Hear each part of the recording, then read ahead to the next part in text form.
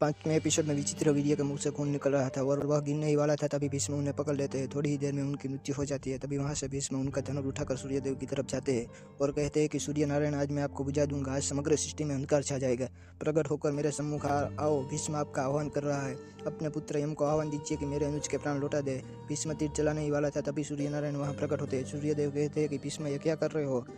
सारी सृष्टि का विनाश करना चाहते हो तुम? भीष्म कहता है कि सृष्टि से कोई संबंध नहीं है। इस समय सूर्य नारायण, ईश्वर बिना किसी अपराध के मेरे परिवार को दंडित कर रहा है। सूर्य नारायण कहते हैं कि तुम्हारे प्रश्नों का उत्तर मेरे पास भी नहीं है। भीष्म पर अतीत को देखकर मुझे इतना ज्ञान मिला है कि मनुष्य का कर्तव्य केवल आज की चिंता कर रहा है। भविष्य को ईश्वर के हाथ में ही रहने दो। भीष्म दूसरी तरफ राजमाता सत्यवती विचित्र वीर्य की दोनों पत्नी अंबालिका और अंबिका से कहती है कि तुम दोनों के केस मुक्त करने की विधि पूर्ण करनी होगी हमें। अंबिका कहती है कि जीवन तो हमारा भस्म हो गया है राजमाता, लेकिन आप शायद ये बात समझ नहीं पाओगी।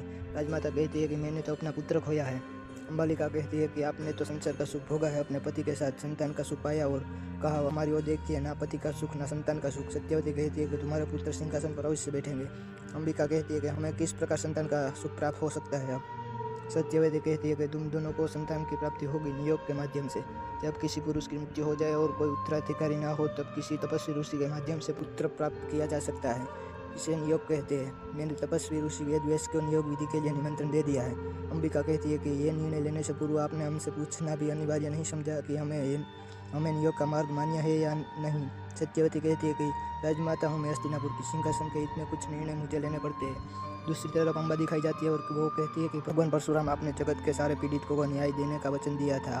आप भगवान होते हुए आप अपना वचन भूल नहीं सकते, किंतु आपने मुझे न्याय दिलाने के कर्तव्य से मुँह फेरा है। इसलिए ये अंबा आपके आंगन में चिता प्रवेश करेंगे। आपके सर पर एक स्त्री हत्या का लांछन लगेगा सदा सदा के लिए। वो चिता में जा ही रही होती है, तभी भगवान परशुराम आते हैं और चिता बिखर जाती है।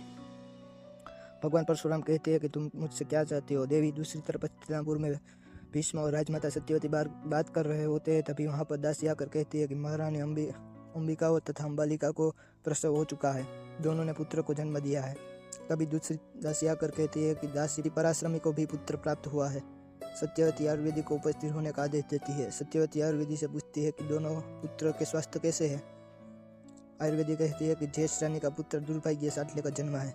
भीष्म अंबिका को कहते हैं कि इसका भविष्य सुखमय होगा, साहस और शौर्य से संपूर्ण। मैं इसे शिक्षित करूंगा, जगत का श्रेष्ठ योद्धा बनाऊंगा। दूसरी तरफ अंबा रात के अंधेरे में घन और बारिश के साथ समंदर में दिखाई देती है।